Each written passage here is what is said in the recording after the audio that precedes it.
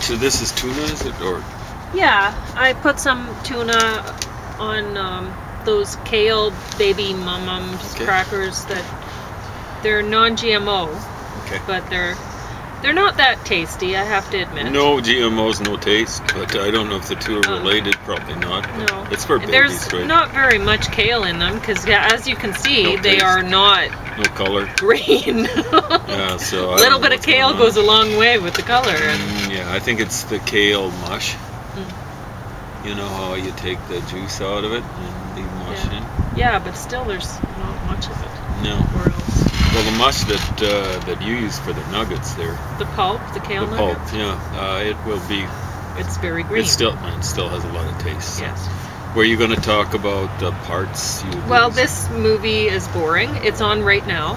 We decided to give up on it and just come out, and the dogs are watching it. So maybe we'll put them to sleep. I don't know. maybe It's lucky. It's really boring. It was forcing me to read Schopenhauer as to keep myself awake. And that's Schopenhauer in the original. So I'll be reviewing that fairly quickly. I think I've whipped through hundreds of pages. Good. 150 pages maybe already today.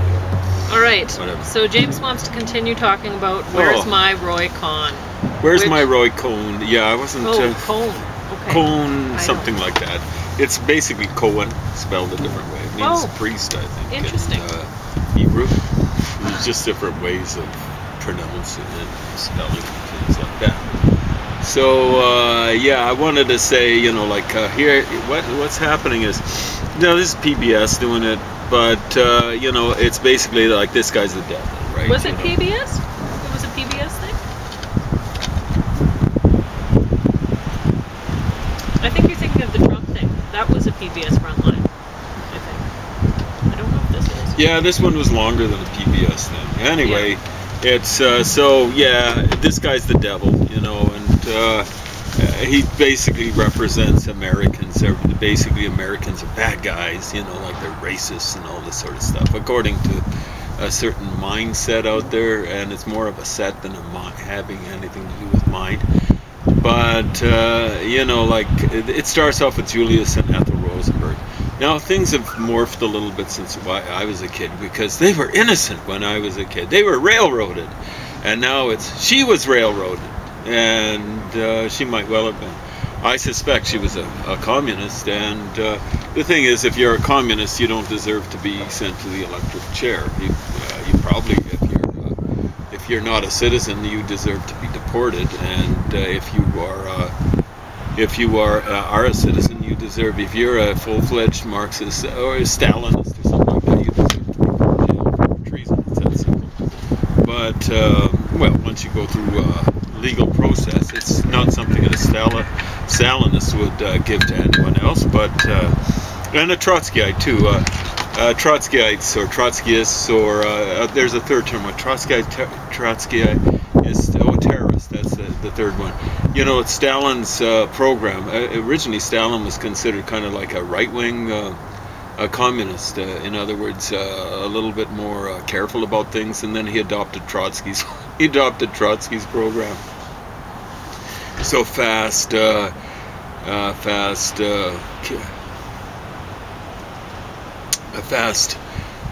collectivization of land, which led to maybe 20 million people dying from starvation and stuff like that.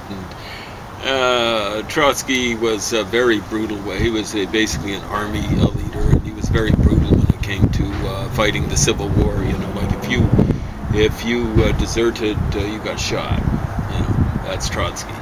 And he's big and popular among Mao and Trotsky were popular among 60s. Anarchism was another thing that was popular in the 60s. Well, that's very common among military leaders, though, to be that way. Of course. And the thing is, he's just like a typical bad, scummy military leader, right? And what he was doing this to workers and peasants and stuff like that who've been drafted, conscripted, whatever. It's absolutely shameful. People who are supposed to be representing the people should cherish people's lives.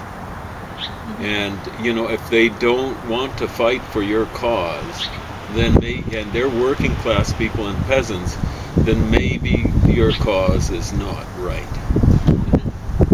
Or they're not ready for your cause at this point in time. In which case, killing people is just nasty, and your cause, and of course, they weren't ready for that cause. Russia's still not ready for democracy and social democracy. It's still not ready. I don't think any part of the world really is for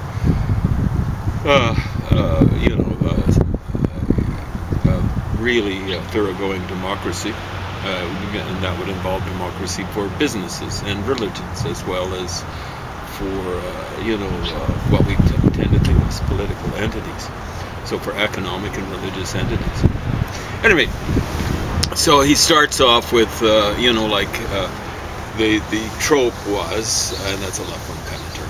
The trope was that these guys were railroaded. Now it's his wife was railroaded, and they just mentioned in one sentence. There was no real talk about how guilty these folks were. I think Julius Rosenberg was guilty. There were a variety of different people guilty for giving. The way it was put, when they gave the Russians. No, they didn't give the Russians the bomb. They gave one Russian the bomb, and that was Joseph Stalin, who was one of the worst criminals against humanity ever to exist in this world. They gave him the atomic bomb. Just a shameful treason to democracy, treason to the whole world. It didn't help the Russians out to have the bomb. That's absolutely disgusting. Because of that bomb, tens of millions of people were killed. That's when Russia, once they got the bomb, they knew they could set Mao loose and stuff like that, and with impunity. And Mao killed his tens of thousands. Stalin didn't have too many more years to live. I think something like 4 years. It's absolutely shameful what these dukes did. So this guy, he's the devil. But how he made his name and infamy is via Rosenberg, and then via McCarthy is looking for communists. There were communists around. And not just in the Soviet Union, they were giving the bomb away. And around the time that McCarthy got really cooking, you were talking about the hydrogen bomb. An atom bomb is not much worse than what blew up Halifax in World War I. I think it was something like 1915 or 16. It's not much worse. It's within roughly the same order of magnitude. But when you're dealing with hydrogen bombs, that is like hell on earth.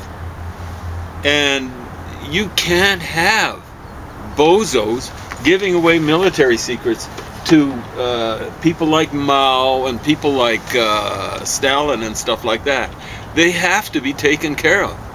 Now, McCarthy, I think, went more than a little overboard. He was going after socialists and stuff like that. So, yeah, there were elements of witch hunt, but you always hear what left-wingers crying about. Witch hunt, witch hunt, witch hunt. It started 10 years or more after the witch hunts in the Soviet Union. And those are real witch hunts. Those were the purges. People got killed. They were going after, they were basically told, bozos were told out in Soviet land, you got a quota. You got to get this number of people turned in. And those people either ended up in Siberia, or they just got a bullet in the neck. And so when they were sent to Siberia, it might have been kinder to put a bullet in the neck, because they died a slow motion death in labor camps and stuff like that. They should really be called death camps. But they're basically labor camps where people were worked to death. Or they froze and stuff like that. Not enough food, all this sort of stuff. So this guy is a creation of left-wingers. Same sort of thing with Richard Nixon. He was working with a guy, how he made his name and infamy, is he was working with a guy called Whittaker Chambers, who'd been a former communist. And there's this big story. People were laughing about it in Rolling Stone when I was a kid about hiding some stuff. I don't know if it was tapes or some sort of incriminating material in a pumpkin. I guess it was around Halloween time or something like that. Whittaker Chambers was, Whittaker Chambers. Yeah, he went from one thing to another, but it wasn't going from the frying pan into the fire. Maybe it's the opposite. But he converted to Christianity. But he'd been a communist. I don't think this is made up or stuff like that. That's how Nixon made his name and fame. Nixon is a creation of left-wingers. This guy's a creation of left-wingers, and this guy is apparently one of the inspiring people behind Donald Trump. Donald Trump is a creation of left-wingers. Left-wingers have let immigration get out of control in Europe, and it's happening in the United States. And what I mean by out of control is not the absolute numbers, it's the number of bad folks that are getting let in. I'm not sure what the percentage is. It might only be 1%, but those folks, the 1% or whatever it is, the gangsters coming up from Latin America, they are making it into Canada. I've got a report from a community that consists of people of color, and this person says they're here in Canada in that community, and they're not going to help out that community. They're going to parasite off of that community, and they're going to be parasiting off of everyone else. The United States made a huge mistake letting in Sicilians without proper vetting of Sicilians. Yes, lots of other communities. I'm part Irish, and the Irish were involved. There's that Sonny Bolger, and they were involved in it. But you look at the big dons of dons. Almost invariably, you'll get exceptions like the Jewish fellow Meyer Lansky and stuff like that. But the big dudes are Italians, and they'd be Sicilian. There'd be some people from southern Italy, some of them might be Corsican, but basically they're Italians, and they should never, ever have been allowed in. I'm not talking about Italians generally. I'm talking they should have been vetted. How did they let in these scumbugs? The mafioso. It's stunning. You cannot let people like that in. You were hearing about the corruption of New York. You know what? That's how Donald Trump made his name and fame. He was working with mafia people. Apparently his dad was too. This stuff should never have happened.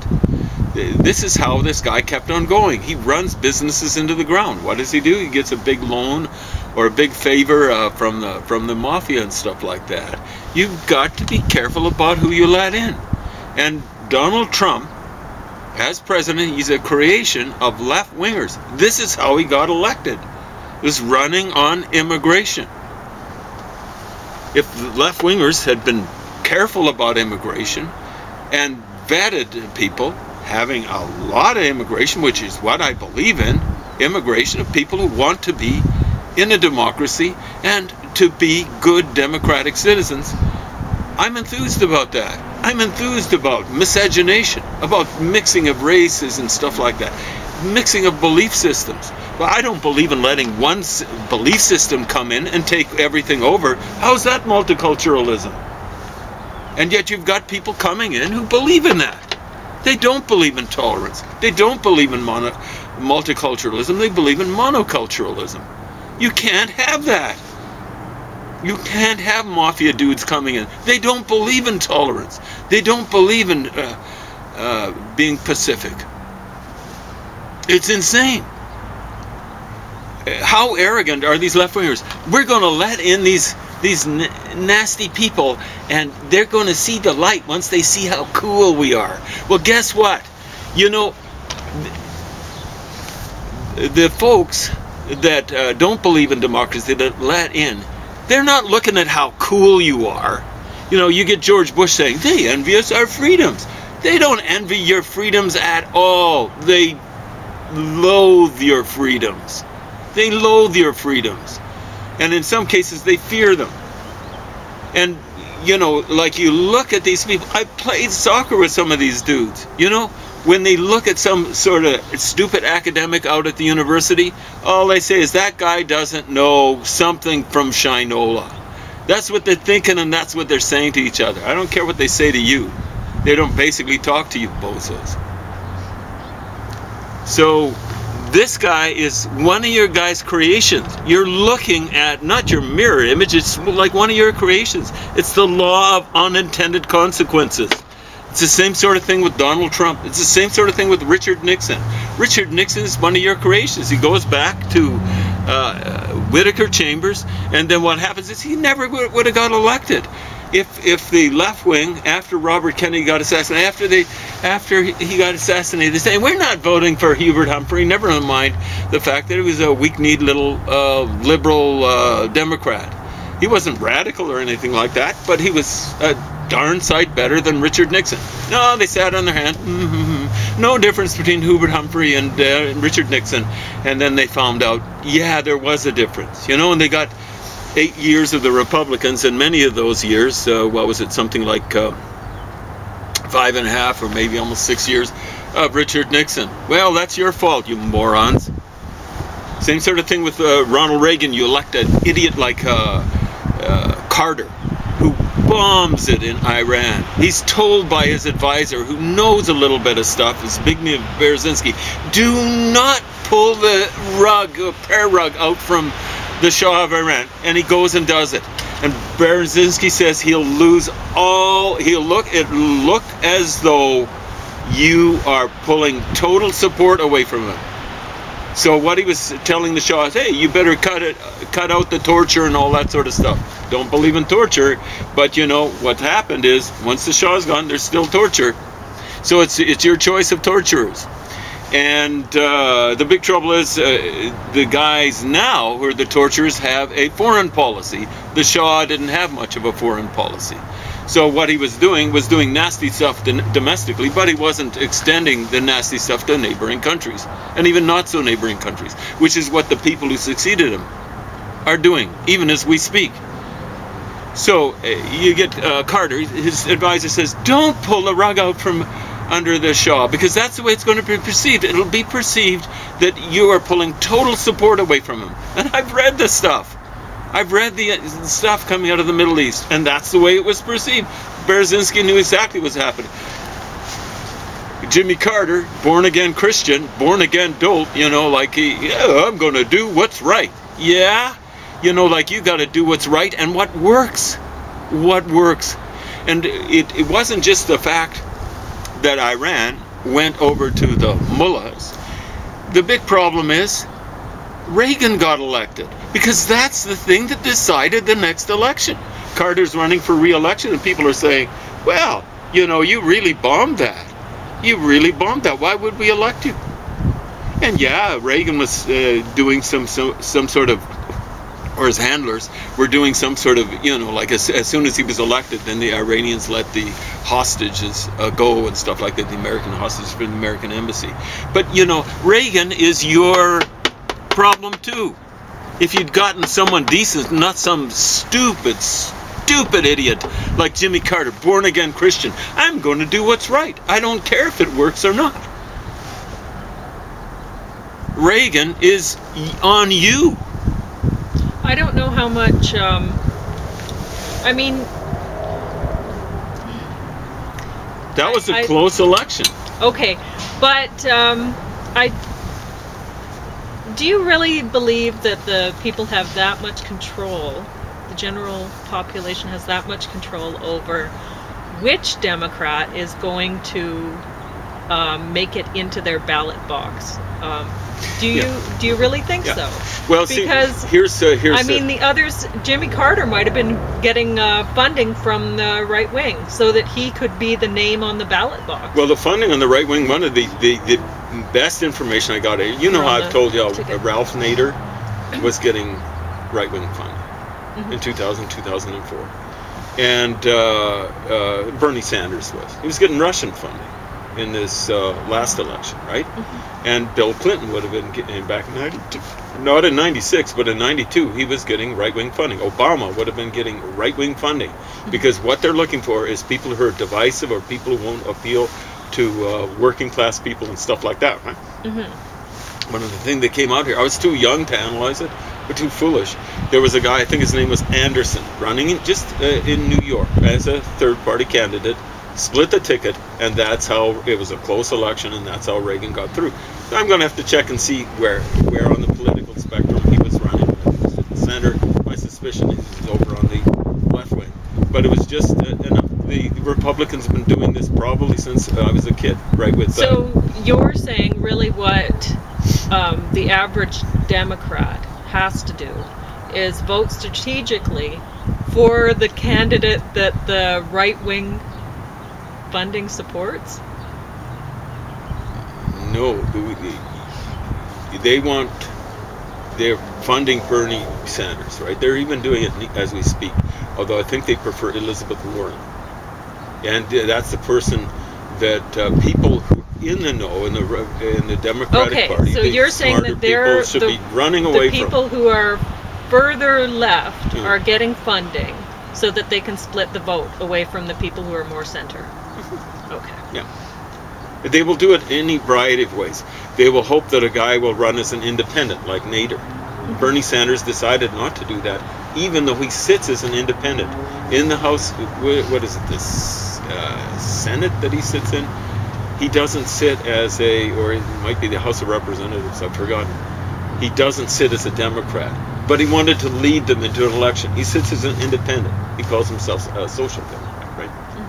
And I got nothing wrong with that designation. That's where I tend to sit on the political spectrum. But I don't believe in like running for election. I'm too plain talking, actually, for one thing. The other thing is my beliefs are way too left of the center. If you want to get elected, particularly in a two-party system like the United States, you've got to go for the middle. You've got to get people who are sitting on the fence. If you start hanging on one side or the other, you are making yourself unelectable, and that's what the Democrats did, with the exception of Jimmy Carter. Watergate was so ridiculous that pretty well anyone the Democrats put up was going to get elected. So here's the deal. What happened is, you can see. It's the Hunter S. Thompson test. Would Hunter S. Thompson support this candidate? If so, flee! Yeah. I think Hunter S. Thompson would have been supporting McGovern in 72. Probably McCarthy and then McGovern and stuff like that. And, I mean, in a ideal sort of situation, then, you might be able to vote for somebody who you actually cared about. But you have to really think, well, what would the general population be willing to go for, right? Not even really the general population, because there's some people you don't want John Birchers voting for you. You don't want militia types voting for you and stuff like that. But the general populace in the middle, you got to appeal to them. And the thing is, if you're a Democrat, a traditional Democrat, you should be able to appeal to them, because that's working class people. Think what a lot of Democrats have problems seeing is that people like you and I might be inclined to think, oh, well, the rest of the world or the rest of the population of the country is like us, and people think, oh, well, people think like I do, right? And they just don't realize what what their policies are, or what their, you know what I mean? They just think, oh, well, it's just that I'm more enlightened or something, that I understand that so it's really an ego trip. It's a huge ego trip. All I got to get out there is show off my long ponytail if I'm a guy. And I've had long hair, you know what I'm saying? But there's no way I would have run for election with my long hair.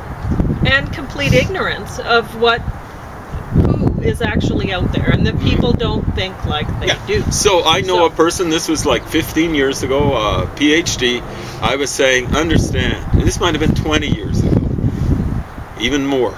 I was saying the working class as presently constituted in Canada and the United States, given the NDP or even the Democrats in the United States, the NDP in Canada, I was basically talking about the NDP, they cannot be relied to be the vanguard of the revolution or evolution or anything like No, that. because people. And all I got was static.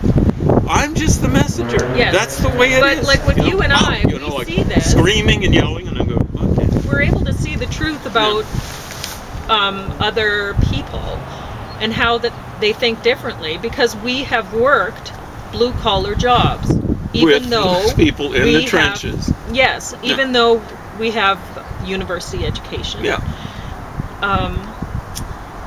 We see that not everyone is like us. Whereas most people, they stick to their same circles, so they have a group of friends and colleagues and whatever, and they're all educated at around the same level, or they have the same sort of cultural background or whatever. Yeah. They stick to their, and so they think, well, this is everyone I know is like this, and so everybody else must be too.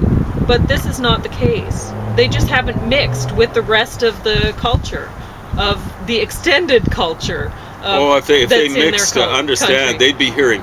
If they got down in a situation where they were a minority, they'd be getting people saying, literally to their faces, you don't know something from Shinola. It would be in their faces all the time, in their ears. Mm-hmm. It wouldn't be people talking behind their back. That would be understood, but they'd be getting it. People would be giving them the gears. They wouldn't survive in a typical working class situation. They'd be teased so mercilessly.